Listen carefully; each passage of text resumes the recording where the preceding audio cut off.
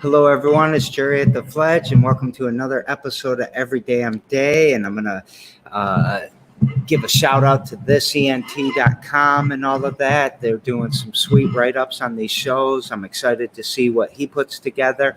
And another shout out to Dustin Grimes and Make Space for Others. That's a huge theme of ours this year. So scoot on over and let someone else have a chance. And remember, the pie isn't scarce. There isn't actually a pie. We're full of abundance. So keep that in mind. And I'm going fast through the intro because I'm super excited to talk to these guys. How you guys doing today?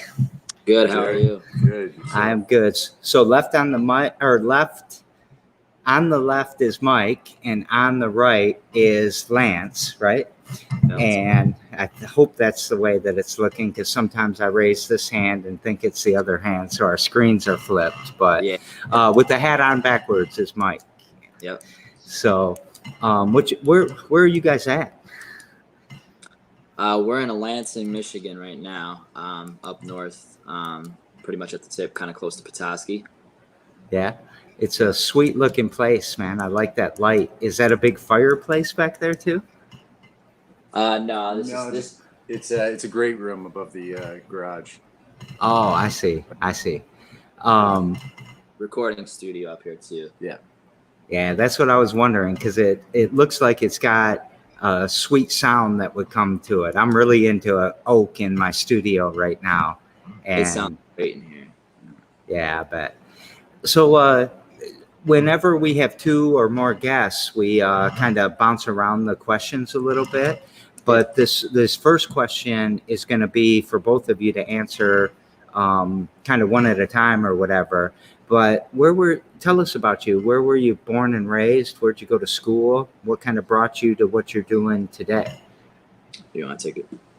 I was born and raised in Sarnia, Ontario, Canada, and met my wife in Ottawa, and she just happened to be from northern Michigan, and absolutely loved it up here, and so we moved to northern Michigan. Is this where you live? Where you're at right now? This is where I live. Yeah, live up in Indian River, Michigan, up in a very silent, beautiful place. You're so lucky. Yeah, the silence is beautiful. Yeah, and the river's beautiful. Do you fish, like trout fish and stuff? Not recently. A couple of businesses and 4 children that we home educate.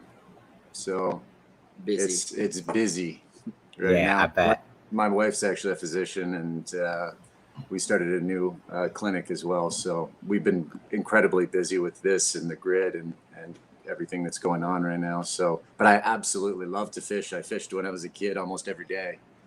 Yeah, the only place I've ever fly fished is on the Indian River.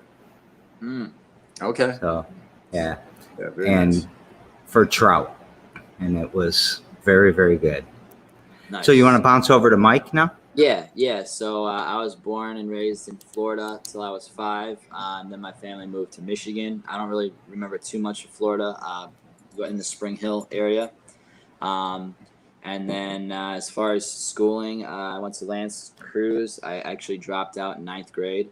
And then after that, I've pretty much been, self-educating through, YouTube and Audible and, different, master class, stuff like that. So that's where I've learned all of my skills as far as like video, producing, recording, mixing and mastering, and those kinds of skills has been all pretty much, I would like not self-educated, but learning from others that have been nice enough to share their knowledge online. Yeah. I kind of think of that as self-educated, though, because it's not the system that you left. Yeah. Right. You mind if I dive into that a little bit more? Yeah, go ahead. So what was it like? School wasn't doing it for you? It wasn't like you were ahead of it? You weren't interested in the BS? Well, it was a funny story, actually. In 7th grade, me and my buddy Dave, well, first of all, I was watching the news and I heard that there was this thing called No Child Left Behind law. And, so I was asking my parents about it. And basically it means that they can't hold back a student unless your parents hold you back up until you get to 9th grade, right? So regardless of what your GPA is, regardless of how much work you did or did not do, you still move forward, right? So I went from being on the honor roll. I had like a 3.8 GPA in 7th grade, and then I just thought, okay, I'm not doing any work.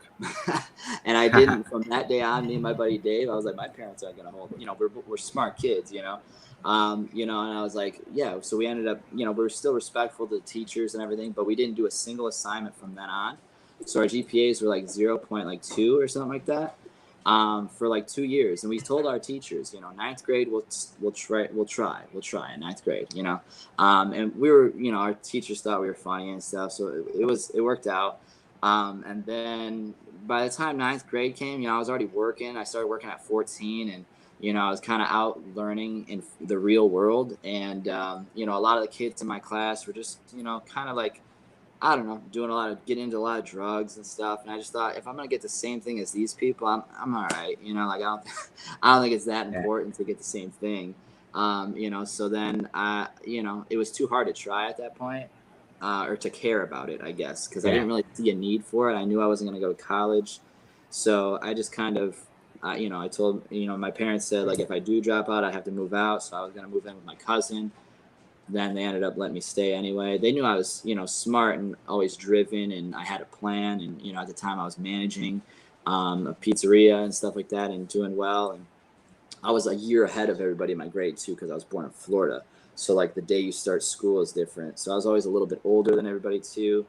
But yeah, I just, that's pretty much, to sum it all up. It was No Child Left Behind by George Bush. So shout out to that. And that kind of encouraged the downward spiral to, leave the system. One of the reasons I wanted to ask is because, number one, I used to kind of build and sell software companies for my part of my previous career, and every software developer that was, most of my very good software developers dropped out of high school. Yeah. Just like, this is not for me. This is the stupidest thing I've ever participated in. Yeah. It's just, I don't know. I mean, it works for some people. If you have to get a certain degree for whatever career it is, that it is what it is. But if not, I don't know. I feel like it's less and less needed now. And there's so much information online and so many brilliant people sharing their knowledge online that you can learn so much. But yeah, that's how I feel too. At the end of the day, it's not the paper, it's what you know. And I say get knowledge by any means necessary. I also want to tell you that my son dropped out of high school when he was 15, but more because we lived kind of in a racist community, and he couldn't take the other students and the teachers like coming down on black people all the time and all of that. And he was like fed up with it. He'd leave school almost every day, and he said, I don't need this shit. And he's buying a house. It should close on Monday or Tuesday. He's got a sweet job. He educates himself by any means necessary. And kudos to you is what I'm really trying to say, because people hear that and they think, whatever they think. But most people I know that have dropped out it's been because the school system's not working for them. It's not for No Child Left Behind. Yeah. That just thought to kind of, because before I would get even anxious if I didn't do an assignment or something. I would, and then after that I'm like, oh, well, all right, we'll move on regardless. So yeah. I spent most of my life. See, I got good grades, not because I was super motivated to get good grades. One, it was easy for me, but I wanted to do a bunch of hood rat shit, and I could get away with it if I could hide behind the honor roll and I could hide behind this other stuff. So no one would. It's a good facade. So let's jump into your projects. And I'm not lost that Lance said something about a clinic and all that too. So or I haven't lost that message that you said there. But I think maybe we'll start with the griddetroit.com.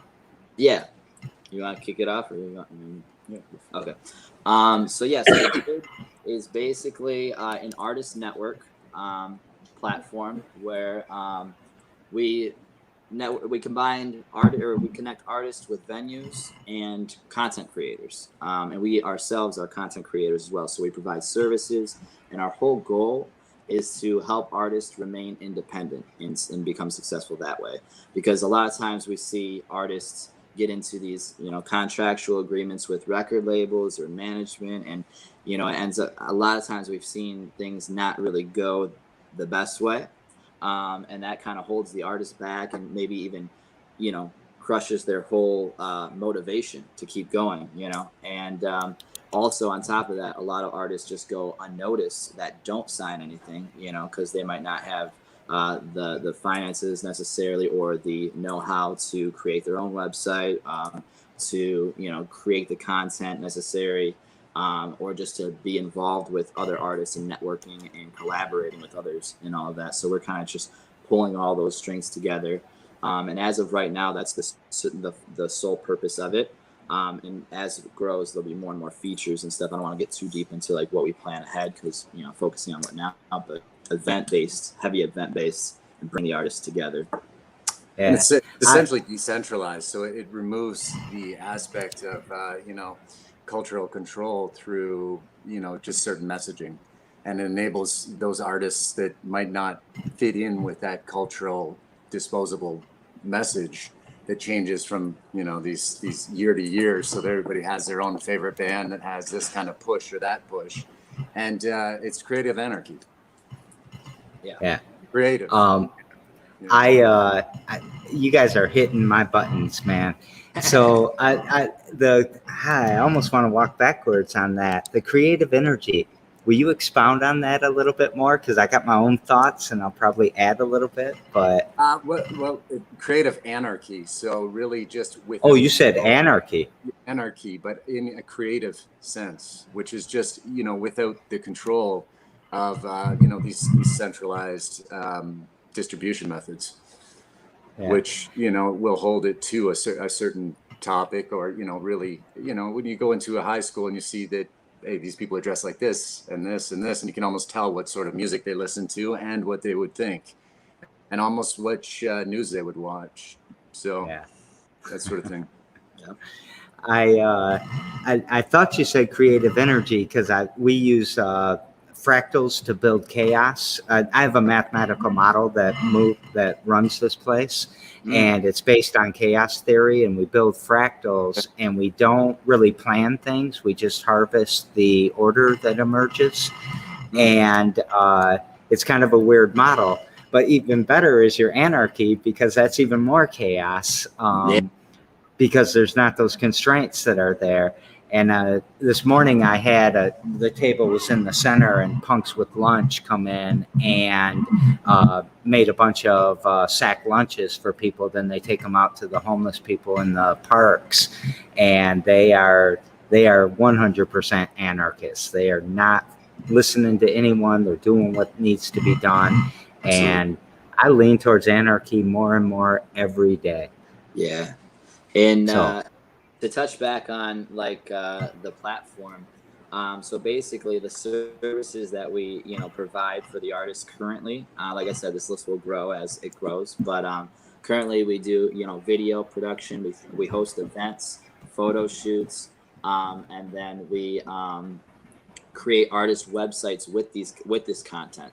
So each artist, we have a list, I think right now, of like 15 artists on there, and that every month we'll do an event, and we'll add like 5 to 10 more artists every month, and so we have this huge network of artists, and they all get great content at a really reasonable cost, or no cost, depending if they can bring people to the shows, and kind of do it in a creative way where it's not necessarily coming fully out of their pocket, so they can afford these things. And have this great content, and also have a website where everything's nicely displayed. You can visit their page, check out their bio, play a couple of their songs. If you like their songs, you could follow their social media, follow their Instagram, listen to them on Spotify, and watch their videos all right on this one page.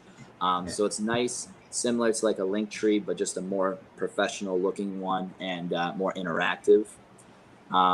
So that alone, I noticed a lot of artists, even some that have a decent buzz, they don't have, you know, a website put together or anything like that, because it does cost monthly for the website. Then you got to pay someone to develop it and make it look nice and all of that. And this is stuff that, you know, they're still paying for studio time. Usually they're paying for music video shoots, you know, and most artists, they don't really have, like, unless they sign something, they don't really have like funds flying in. They're usually working a 9 to 5, grinding every day, working on really low budgets to try to make it work. So this is just something to alleviate that, and kind of give them a little bit of breathing room and professionality, so they can show their stuff to the world in a professional setting and maybe get, you know, a better a contract if that's what they're looking for. We also down the road want to, you know, if you want to touch on this, bring in like a legal shield kind of Perspective to it. So artists have, you know, at least a professional opinion from somebody without having to, you know, set up that professional relationship with, you know, $1,500 or $2,000 to be able to talk to somebody. Yeah. So it's, So if someone has a contract, they can just, hey, is this okay? You know, check this out. It might be a really small fee. Hey, is this okay? Make sure they're not getting screwed over, or is there any red flags on this contract, before they just jump in and sign. Most people, they see the, you know, the deal or the signing bonus, they get excited, and then they sign whatever, not knowing they got to pay everything back in the future, and they're kind of owned until then. And then, you know, this 6-month deal might turn into a 5-year thing, where it's like, you're trying to pay off this, you know, $50,000 that they put into getting your record done, getting all this stuff, and you don't even know that, you know, you had to pay that back. That kind of thing. That's like a trap that happens a lot. So, man, there's so much I want to talk about in there. First of all, this whole indentured servant, because that's what it becomes, right? Oh, yeah, that's a good way to put it. Yeah, pretty much. I did a lot of software development in Dubai, and it was around their labor laws and their Ministry of Labor in the UAE, and how the recruiters would go to India for construction workers and get them to, you know, agree to all of these things, but eventually the parents would have to put up their house to back the loan that they were given to be able to fly to Dubai and get a job and all of that. Then they just nickel and dime them, or did them to death. I think they do that to farmers too. Huh? They do that to farmers too, I think, for like McDonald's or something like that. Yeah. Well, and migrant workers also get screwed like that a lot as well. Yeah. But it, you know, I had an epiphany. I don't have an epiphany every show, so thank you for this. I use the phrase that genius is lost in poverty, and it's how we want to lift people out of poverty, because who knows, you know, who's in this neighborhood that only sees this very narrow opportunity and just does that until they get shot or they overdose or whatever, you know, ill happens to them. But that happens to artists too, right? They get squeezed out of it. Yeah. And we're losing genius to maybe not poverty, but a system that takes advantage of them. Because I can almost guarantee you any good rapper in Lansing right now is not making as much money as the promoter at the show, is not making as much money as anybody else in the supply web, I call it. And that sucks, because they're the ones producing it. And it sounds like that's what you guys care about. Yeah, absolutely. Yep. Empower. So our little our slogan is empowering artists. So the grid, like a power grid, empowering artists. That's kind of the slogan. So the decentralized too. Anytime someone says decentralized, I go right to crypto. Yes. Yeah. Are we ready to talk about that yet, or? Yeah. Oh, yeah. I would absolutely love to bring in crypto into that area as well. Bring it into, you know, it's really about removing the middleman, removing those people that are leveraging talent instead of, you know, being able to provide the opportunities and doing well together. And instead it's looking at them like, well, like a pimp. They're pimps in the industry, right? And removing the pimps from the industry. And the pimp gets paid first, right? Pimp gets paid first, and it's like, bring me 100, I'll give you 20. Yep. You know? in our venue here that you can see behind me, if someone wants to do a show, depending if they're affiliated with us, like they're on our labels or in part of the Fledge Music Group, they we charge just 10% of the door. So whatever they make at the door, they can give us 10% of. So if 3 people show up and they make $30, I usually donate it back to them because $3 is hard to track. And then if they get 1,000, well, we don't fit 1,000 people, but 200 people in here and make some money, then I'll take a more fair cut from the venue's perspective. But I am with you guys, man. Yeah. Well, also a part of the decentralized thing is the venues. So we have a home base, our headquarters at 8 Mile and Mound. It's a really cool warehouse, or it was like an old car shop. So there's still a crane that we can use to like move the lights and stuff, and it's it's a really nice polyurethane floor and everything. It's a sweet venue. But we also want to link up with multiple venues to give artists opportunities to perform at multiple venues and get their name out in multiple areas. So if your venue might end up being one of that we would like to work with, that would be incredible. But yeah, we're just starting to build that network of different venues to work with right now. Would you reach out as far as Lansing, or are you trying to go global? So we have a couple artists that we work with that are in Lansing, actually. So obviously Gray, he's always in Lansing. He's got Will Pruitt is in Lansing. All right. In that area that we do work with, just not necessarily full scale on the grid yet, but yeah, I've been recording with them and shooting videos for them and stuff like that as well. So I have a pretty good relationship with a few artists from Lansing that also are plugged into that community. I'm sure your community know these guys as well. Will Pruitt and us go way back. He was even when we were in a different part of the city, he would come here. Yeah, he's been up here a couple times, and he's awesome. He is one of the most talented artists that I've ever seen. Just incredible. I don't know if he'll watch this, but when I met him, he was like this nerdy little skinny kid, and then something happened, and he matured and grew up and became like this big kind of. I mean, I'm talking about physically. He got bigger, and it just was like, oh shit, that's Will. I mean, like 2 years I didn't see him or something, and yeah, he's a great guy. Great guy. All right, send me the application. I want to be one of your venues. Absolutely, we will. We'll be talking after this for sure. So, what did you want to add something to that, Lance, or expound on anything? I think I got lost in the flow of the conversation at that point, to be honest. Okay. Back to crypto, though. We do want to incorporate crypto into this, and also potentially NFTs. We've talked a little bit about that, but I don't want to dive too deep into that right here. But yes, that is something we definitely want to incorporate into the grid as well. I'm a decentralized everything right now. Yeah. I mean, you got central. And I mean, that's incredible what you're doing over there. That's very in line. I was telling Lance, I was like, dude, this guy, because we've planned out a lot of what we want to do with the grid, and also with some of our other business endeavors, and it's right in line with what you're getting going over there. So we definitely got to talk after this and see if there's any ways we can collaborate. We're definitely going to collaborate. Yeah, I really think the future of humanity lies in creativity. With AI and things that are happening right now, we really need to support that. And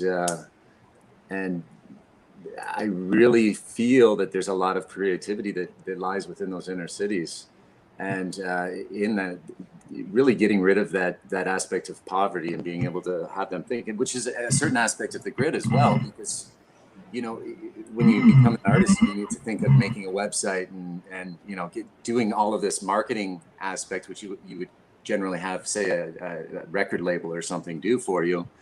It's up, and you can focus on your music and directly to your fans. Yeah. I've got I wish I could run back and get it, but I've got this painting that says "School kills artists," and the girl's still only a junior in high school right now. Oh, And I mean, you guys are really, because I agree with you. If you take if you need to solve a problem, no matter what the problem is, do you want a bunch of people that aren't creative or a bunch of people that are creative to get to the solution to that problem? Because the non-creatives are going to come up with the same old bullshit that doesn't really solve it, but probably masks it. The creatives are going to take on the root cause and get rid of it. And Yeah. I'll bet on creatives all day long. All day long. The future of humanity is with the creatives. Yes. Yeah. You're going to see me tweet that later and be pissed. All right, let's keep going on that. Let's, or we can switch to a different project or any events or anything that you might want to talk about. So the next event, I have yet to put a date on it, but we're going to do our first basically registration day for the grid. And we're going to come up with a cooler name than that, but basically where all the artists come in, I'm thinking around 10 artists. They get their photos, like it'll be come through, get your photos, get your content, meet and mingle, network with these other artists, and also perform a couple tracks. And we'll shoot that content really nice, high quality, and do a recap video. And so that way, all of these artists have content, like quality content that we can post on the grid. Because if you check out the grid right now, you can see everyone's photos and videos. We try to keep it all super high quality.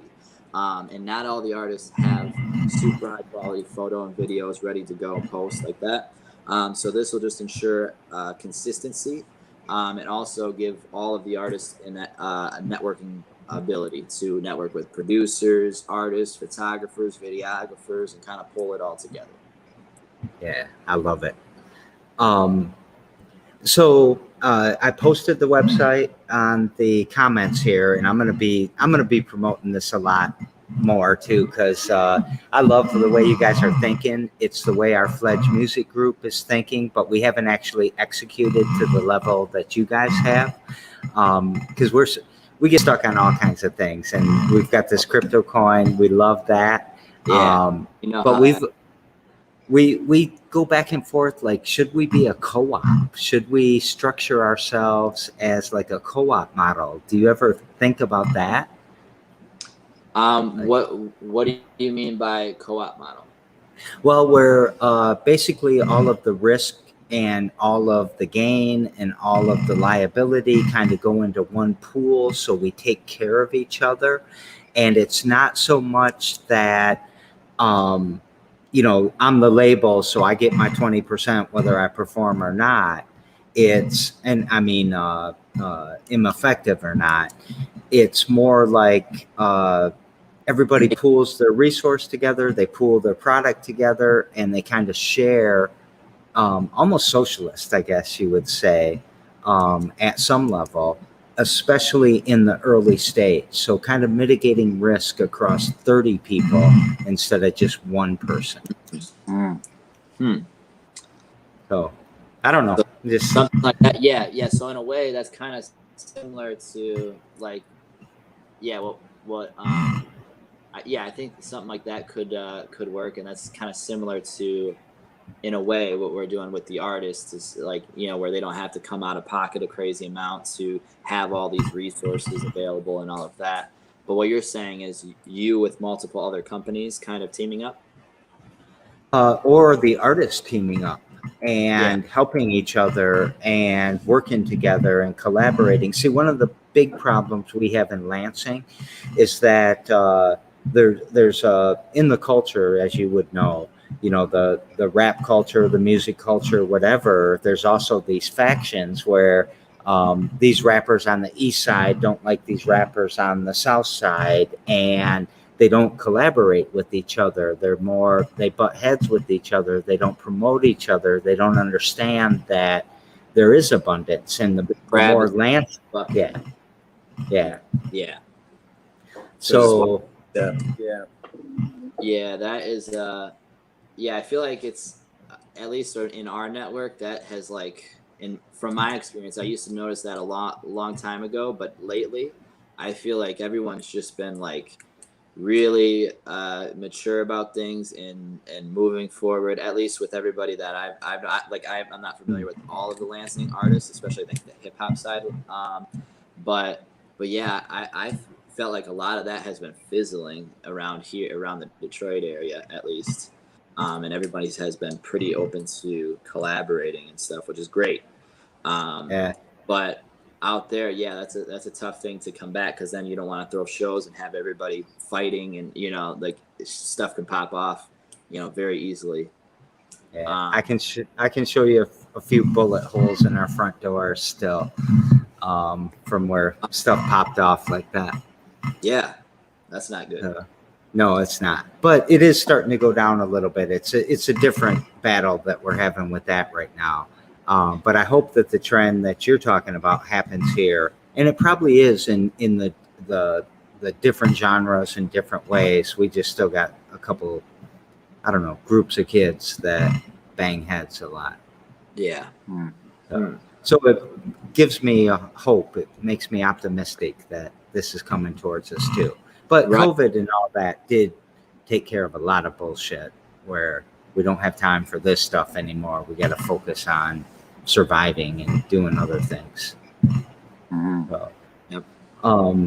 Any other projects you want to talk about? Anything related to the grid or not related to the grid? You want to mention he's got really cool stuff going on with Rejuvenate? You want to touch on that? Yeah, we started a non-pharmaceutical clinic. My wife is a radiologist, and she was the chief radiologist at the hospital here, and ended up leaving to do modalities like pulsed electromagnetics and essentially using sound, light, and magnetics to heal the body, and really give people an option in healthcare. And she does things like exosomes and stem cells as well, but there's other things which will like reprogram their physiology using certain technologies to, like, say if somebody injured their knee and they're constantly in pain, generally you can break that cycle, and then it just, instead of looking at a surgery or something like that.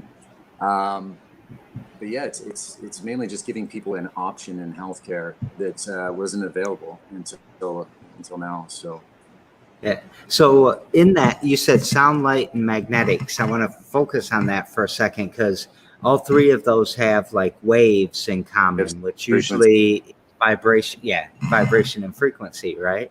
Everything. My daughter and she just moved to Los Angeles literally this morning. And she's a geneticist. So she's going to work for Cedars-Sinai, but her and I talk about that all the time. But I've never met anybody that was actually doing it. Like, she wants to get involved with that. How does it work? How does it, so if I have knee pain, what happens if I visit your clinic? So yeah, she goes more for cellular health. Instead of breaking things down to individual organs, she looks at the cell. And so all of the things that are offered at that clinic affect you on a cellular level. So you're fixing the cell, and then it just goes all the way up from there. So she's a biotech undergraduate, and then went through med school through radiology. So she knows everything from a cellular level all the way through essentially every function in the body. And she really focused on cellular health and has had tremendous success in doing that with some modalities that have been out there for a long time. I mean, pulsed electromagnetics, NASA's been using for at least 30-40 years. A lot of these light therapies, they've been using overseas for years. And I for example, I broke my arm last year during this whole COVID thing, and I didn't take one painkiller, not because of my resilience to pain, but because I was using the red light on my neck and able to remove that, just like some of these other things that can be addictive. Yeah. And it's pretty amazing to put it into real life. And she's all science and evidence-based. So to be able to utilize that into really a new clinical model More of a health 2.0. I love that. I mean, it's similar, and we'll talk about my guest from yesterday. It's similar to what she's trying to do. And to me, it's very personal because I lost a daughter to addiction. My older daughter died of a fentanyl overdose. And so when I hear of people like you, I get hopeful, I get energetic, and it fills me with joy that someone like you guys exists, go into that healthcare 2.0. Because it doesn't. It's been interesting. It's an educational process in a lot of ways. It's mainly educational to realize, hey, there are other options out there, and it's not it's not to say, hey, this one's better than that. It's just it gives people an option, and it's about really educating people that there are options out there, and it doesn't all be through one system. My guest yesterday led with that too. Education first. Yeah, we started this documentary series. We're still working on it, and but it's basically we were just documenting what the results were from this.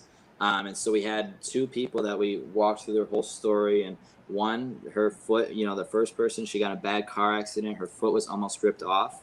They reconnect, they fixed it. She had a bunch of pins and everything, and her physical therapist told her, her range of motion would be, I don't know exactly, but I think it was like 15% would be her range of motion.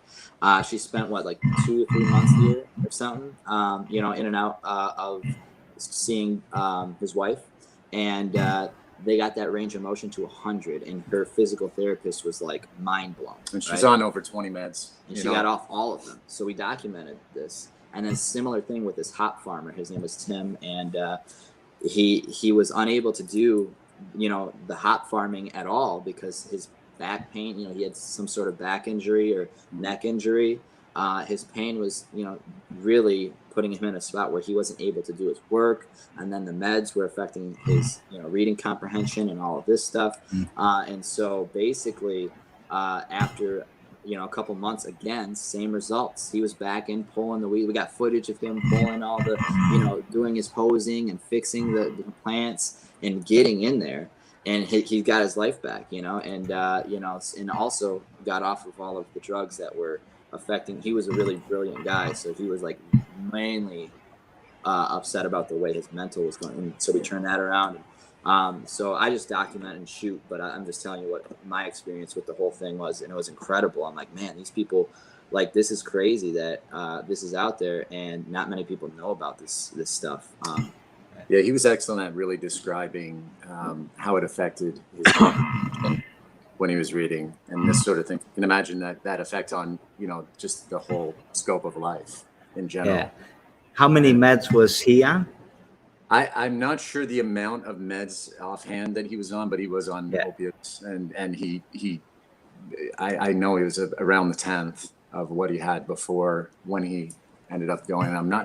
We need to do a follow-up with him to really see where he's at right now, but I know he's farming. And he was absolutely unable to do that before. Yeah. He was in the service for many years. That's where he got injured. That's where he was injured. And yeah, he was, just describing his story, it's terrible to hear when you're in pain because it's so consuming. Yeah. And especially back pain and things like that. And I can understand, but the things that, the main things that people are given, it's a trade-off, and it doesn't have to be a trade-off. And it's also a trade-off that, that pain signal is very important, right? That keeps you from damaging more. It keeps you from doing all of that. So if you're using pain medication, you're just cutting the signal off. That doesn't mean you're cutting that further damage off. And I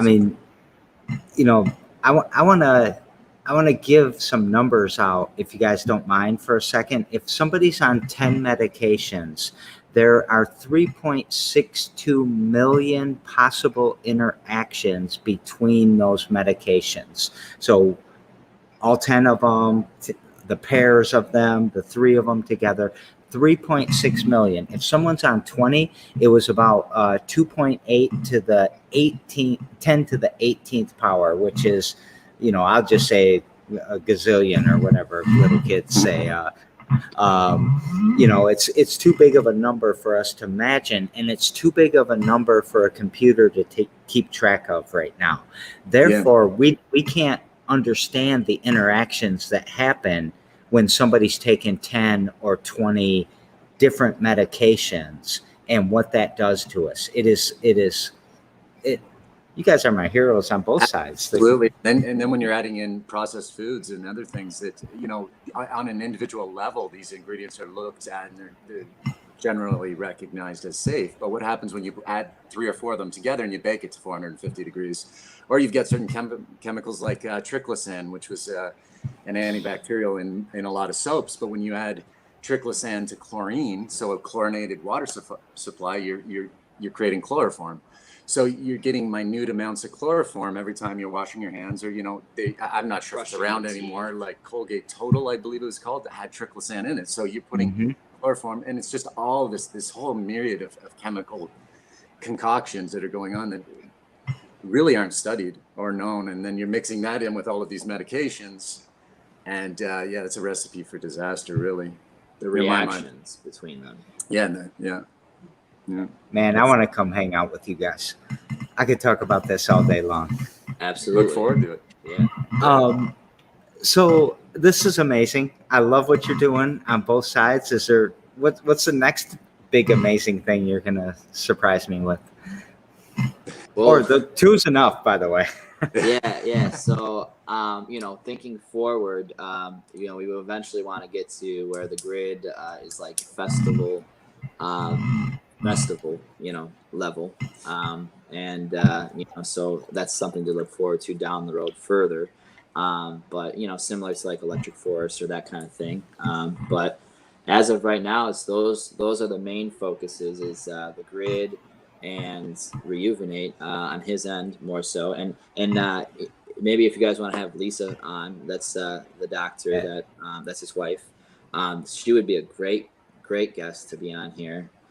She's incredible, just absolutely brilliant. I would love that. I've got my friend down in North Carolina, Amy, is asking, what's the clinic called? And she wants to know where it's located. But it's located in just outside of Petoskey at Bay Harbor, and it's called Rejuvenate. REYOUVENATE. REYOU VENATE. So it's Rejuvenate. Yeah, it's essentially it revolves around the U. So we have an Enzo around the U. It's really about the infinite possibilities of your own body to be able to heal itself. So one of the greatest things we could do if we were feeling ill is just to stop eating and fast for maybe 3-4 days. And just to look at it like we always need to take something in when we have everything we need.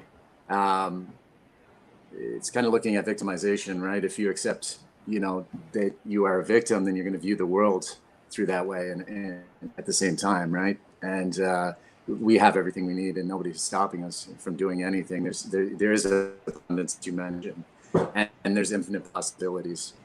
And really, the only person that's holding you back is the man in the mirror or the woman in the mirror. It's just a matter of realizing what we're here for and following your passion. See, I feel that way about communities too. I mean, if you look at like what you just said about an individual, you can apply that same thing to a community. We don't need outsiders coming in and fixing us and preaching at us and praying over us.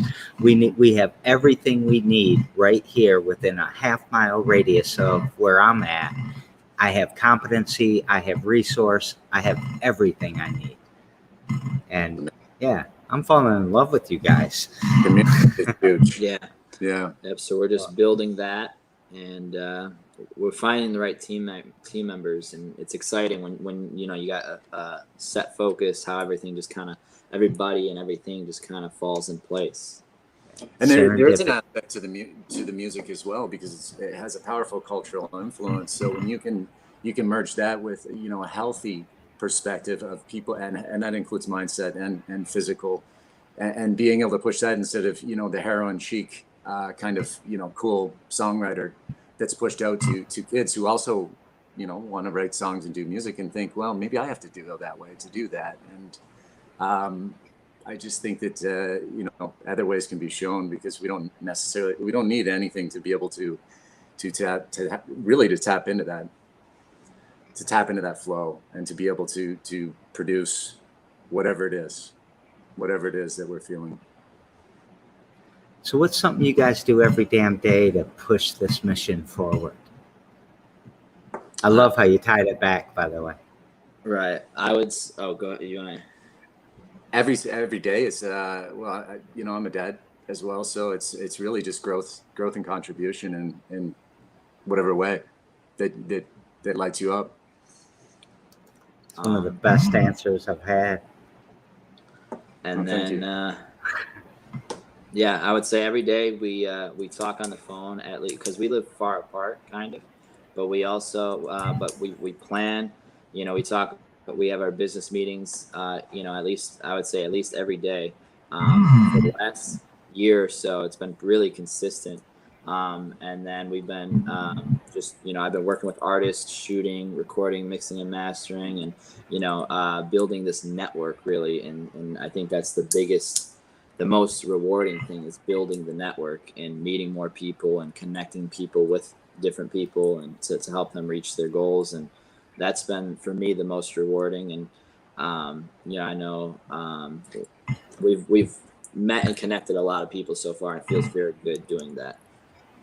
Yeah, communication, community, and being able to help each other with our passions, in whatever way, like, even if it's something small, there's 8 billion people in this world. It's like you could go to any place, you go camping, I mean, it's just clean it up a little bit. You have 8 billion people doing that. You leave it better than you went into it, then we're going to be living in a beautiful world tomorrow. I always say there's nothing that's really small, because rivers are made with drops of water. Oh, yes. So, yeah. Ripple effect too, yeah. Yeah. And it's funny, because those are the 2 words I wrote down when you guys said every damn day. Or what you did every day. I wrote down community and communication. Oh, wow. So, some serendipity happened, man. Absolutely. I didn't realize the show's flying by. It's I'll get us on track here. I don't know if you guys have a hard stop. I do not. But I daisy chain these shows together. And yesterday on the show, I had Dr. Karen May. A lot of what you guys are talking about, she talked about. She talked about poop a lot, though. I don't know if you guys talk about that usually, but she's like, that get your poop in a group is what she's saying. Get your poop. But her question to you is, if you could grow anything, what would you grow? And don't think about food, though.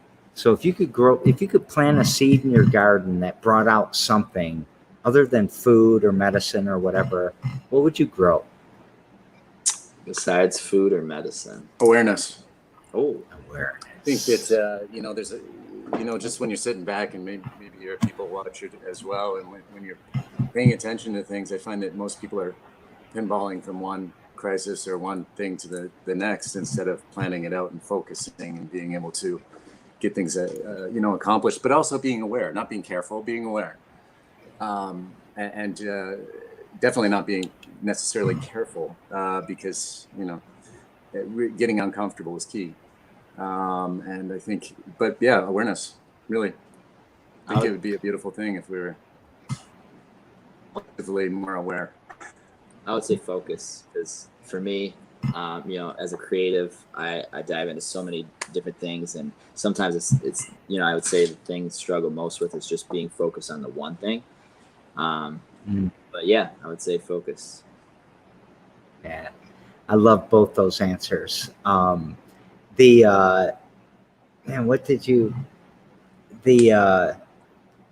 being, what did you say, careful, but being aware or something? Yeah. You said something like that? Well, being careful involves some sort of fear, right? Right.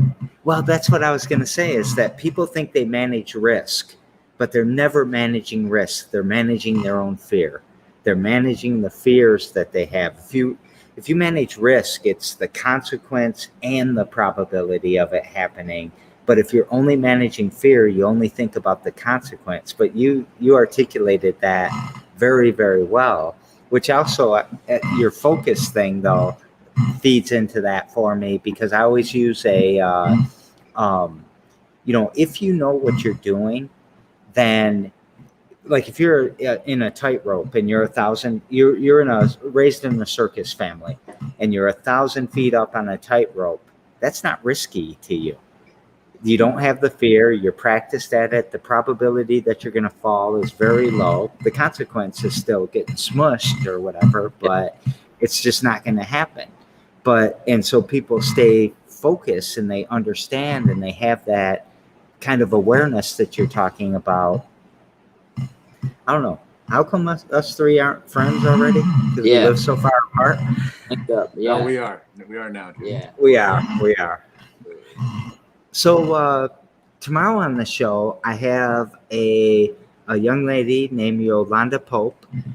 She is just a badass, and her project is the Dignified Dying Project. So she brings dignity and thought to end of life. What question would you like me to ask Yolanda? Let's say, what are some things that she does to tap into flow? And I really love this, and I bet she's going to love it too, knowing her. What do you guys do to tap into flow? Well, so for me, it's collaborating.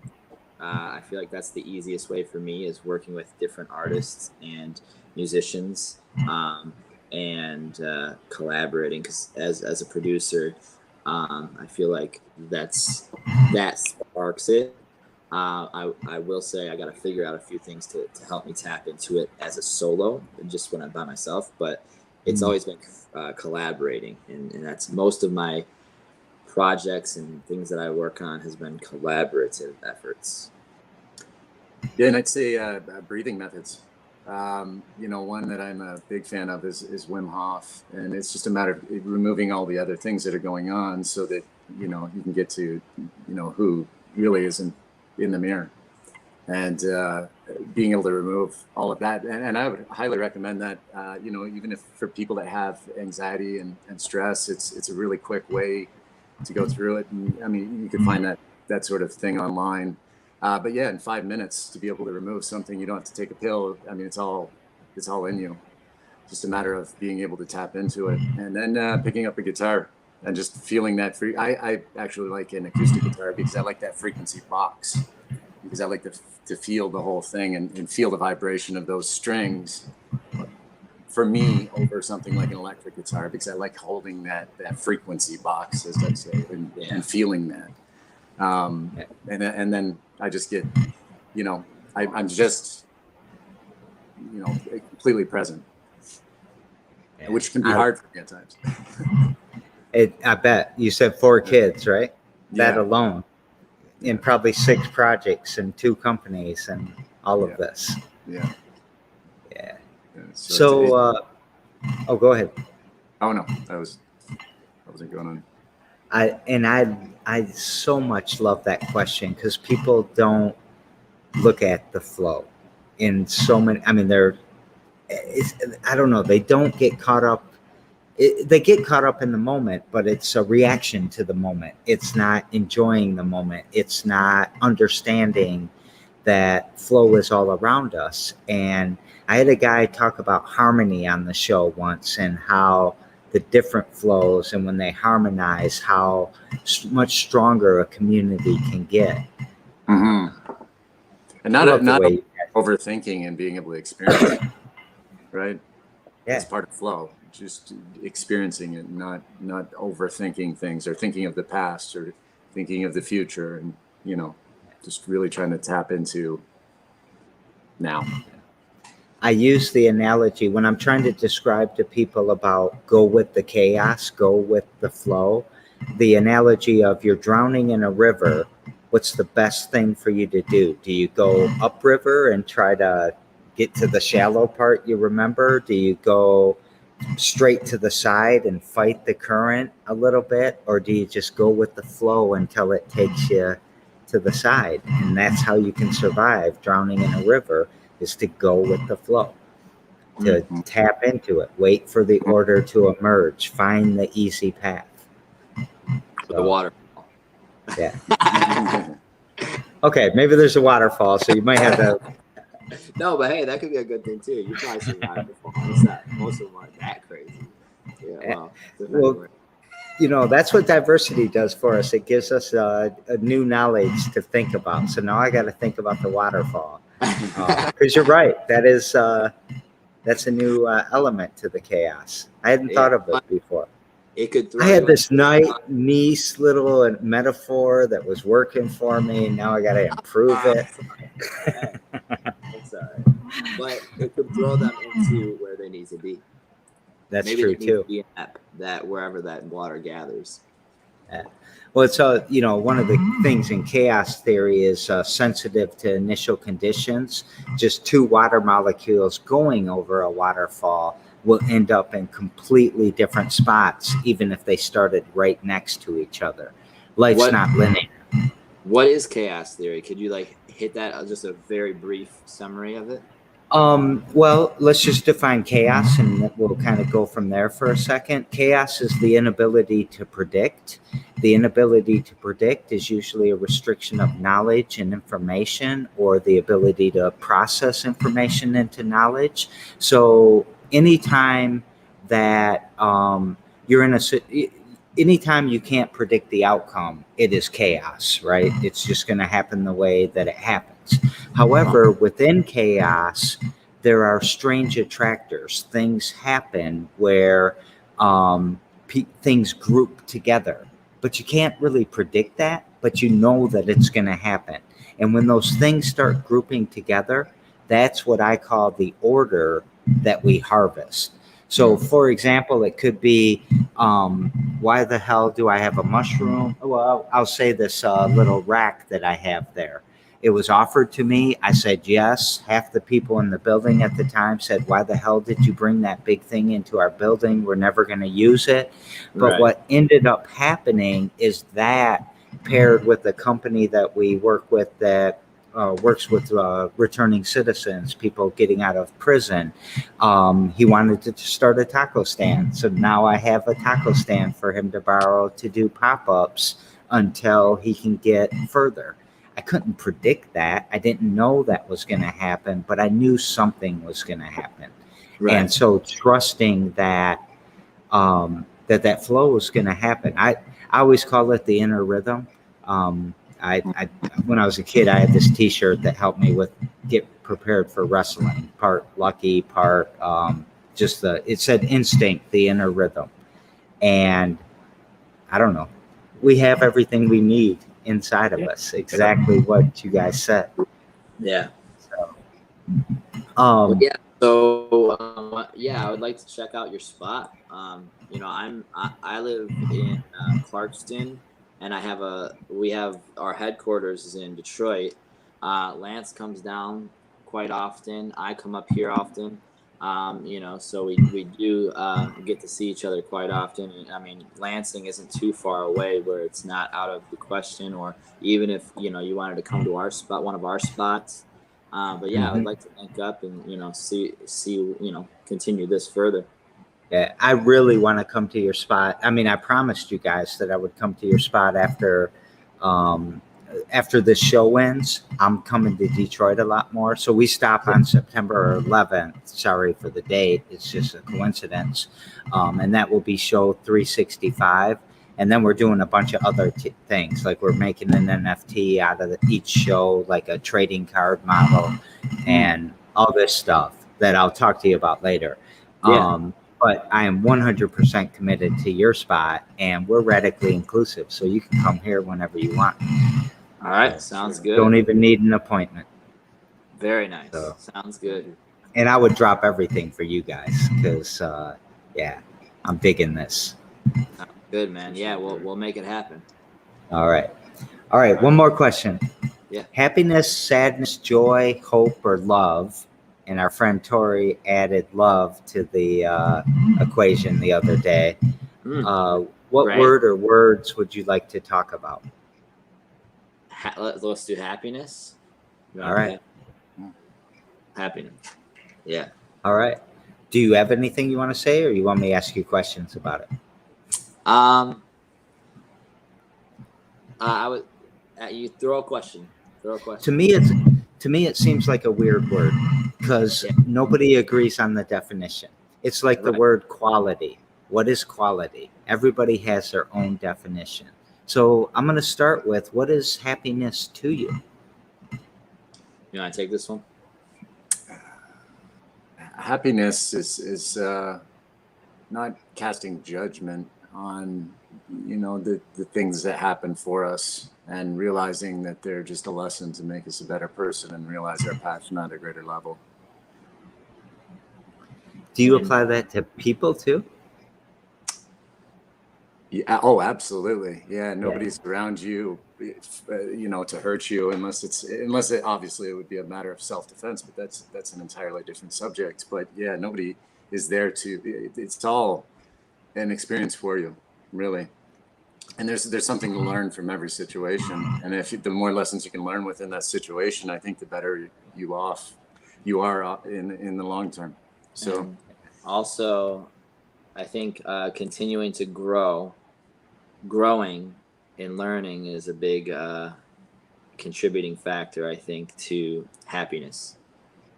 Mm-hmm. When you're stagnant, that's, for me, when I've been stagnant, that's when I've been the most unhappy, I think. Which would be a big aspect of growth too, really. It's just to, live, learn, apply, and go on. It's those things that constantly hit us, and we deny them, and they just get bigger and bigger and more painful. And when we just look at them and just realize that, we're perfectly imperfect, and be able to move on in that way is that's growth. Yeah. Songs, The Perfectly Imperfect. He's got a song with that in there. Gray. Yeah. But perfectly imperfect. Yeah. Mm-hmm. Yeah. What about you? What does happiness mean to you? What is your definition? It's factors of happiness is. Thanks for turning it on me and asking me a question. It's rare that someone does that, so I appreciate that.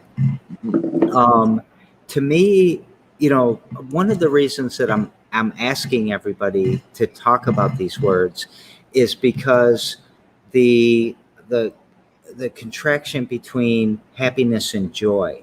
Like joy, I feel like, it's the roller coaster ride when you're going down and you feel that joy, you're screaming and you're smiling. And that's different to me than happiness. Happiness is more of to me personally, in my heart, am I being who I want to be? And sometimes it's my fault when I'm not. I react to something in a way that's not within my values. And I'm like, oh, fuck, why did I just get impatient? She's on meth. Why am I yelling at her? Why am I Right, yeah. No, I'm serious. Yeah. That actually happened during the show with Tori of meth head. I mean, a meth head. Even that makes me upset that I say it like that. But somebody who has a substance use disorder that is struggling with meth came in, and I had to rush her out during the show, and I lost my patience with her, and I felt horrible the whole rest of the day. Yeah. That I lost my patience with her. So it's being who I really, really want to be, because that's my daughter. It's the same thing. She was in that same spot. And it's not. So to me, it's being allowed to be who I want to be. And it motivates me because I know that so many people have been knocked off tilt from what they were born to do. She wasn't born to be addicted to meth. Yeah. And so to me, I want everybody to be happy, not to be confused with asking a woman to, why aren't you smiling? I don't mean it like that, I mean it like, are you being who you want to be? True to yourself. That to me, true to yourself. Mm-hmm. I think that's one of the biggest regrets when they ask people that are on their deathbed is I think the number one might be that they weren't who they knew who they were supposed to be, and they really catered to other people's opinions and would kind of pretend to be that person that they felt like everybody wanted, versus just being who they are. And well, just no regrets. And do no harm. You know what I've and do no harm. You know what I've noticed too is for me, when I traveled, I moved to I went on a job to go to California, and I ended up staying there for like 3 months, and I didn't know anybody. I ended up finding a friend there that let me live with them, and I stayed there for like 3 months, and there I was able to become who I feel like I really am, because there was no ties to who I was. Yeah. You know. Oh, nice. Yeah. There was no, so then I was more confident out there. I instantly made a ton of friends, and it was just like, there was not like when you see your buddy that you've seen since you were 2 or whatever, and they know you to be goofy and funny, but you might have changed a little bit since then, or, and then they pull you back to this, or you might have been, not as on it, or not as mature, whatever the deal is, but it pulls you back to that, and their view of you affects that. But No if you allow it to, I guess, and it can pull you back to different times in your life. Not that that's necessarily a bad thing, but it's like, I think traveling is a good thing, like traveling alone. Even me and Tori were just talking about this, actually, traveling by yourself, because I think he was going to Atlanta by himself, or he was taking a trip by himself. And I'm like, dude, I think that's the best thing you can do, because you can literally just be whatever. You could even make a game out of it and be like, yeah. But yeah, what it really comes down to is, like, every morning we have a chance to really, make that choice of being who we were or who we want to be. And it's really a choice every single morning, every single moment. Yeah.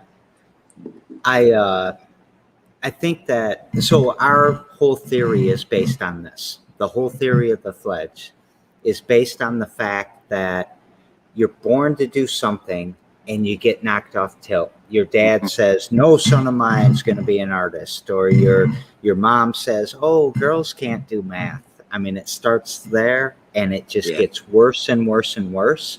And you end up doing something you don't, you tried to be a doctor in college, but you failed out of biology. Now you just scramble around to get whatever degree you want, but you still have $120,000 in debt.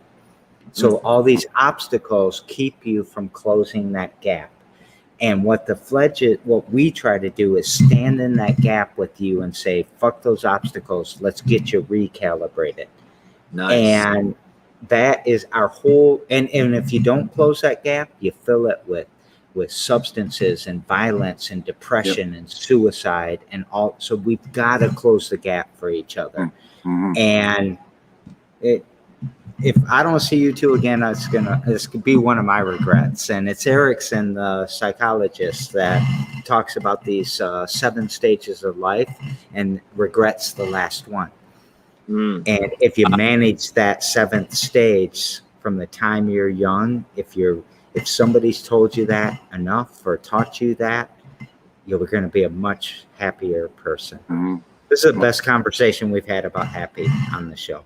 Nice. Oh, that's by the way. Wow. Oh, yeah. Glad we could be a part of it. Yeah.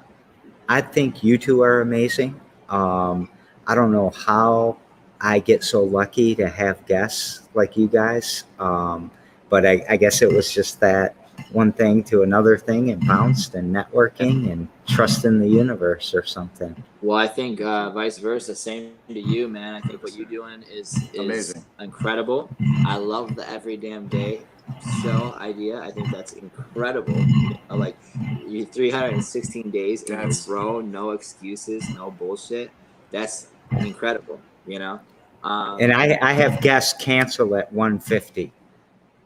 What do you do? So now I scramble. I'll do the show a little bit later, but then I crowdsource it at some level because the community just wants me to get to 365 now. Absolutely. And so they come together, and the strength of the community, the community can do anything they want if they just try. Yeah. And it's just been amazing. Right now, one of my bigger problems is I want someone from Antarctica. So if you live in Antarctica and you want to come on every damn day, then we would cover every continent. Wow. So yeah. Really? Every continent? Yep. So I've got Africa, Australia, Asia, North and South America, Europe, and I don't have Antarctica. That's awesome, man. Congratulations, dude. This is a cool project. And what inspired you to do this? I woke up one day, and this is the literal story. It was a Wednesday morning, and I thought, I want to try to have a show every single day. I wasn't calling it every damn day yet. Someone had to remind me about this. And I went, we were having a morning scrum because I was trying to keep my community together because nobody could go anywhere and be with each other. So it was all on Zoom. And I said, I'm thinking about doing this show. And at 2 p.m. that day, we did the show. And it was the reason I told them that I wanted to do the show is that I'm not an ally, right? So let's say Black Lives Matter, for example. I'm not an ally to that group. I'm an accomplice. I can't leave this neighborhood. I can't. I hand out needles. I hand out Narcan. I hand out fentanyl test strips. We do hundreds of thousands of pounds of food every, few months. I can't leave. I can't abandon this. And even worse, if I do leave, the people I leave behind certainly can't leave. And so I have to do something every damn day to tell the stories of amazing people that are on a journey that's amazing. They're expert in something that's amazing.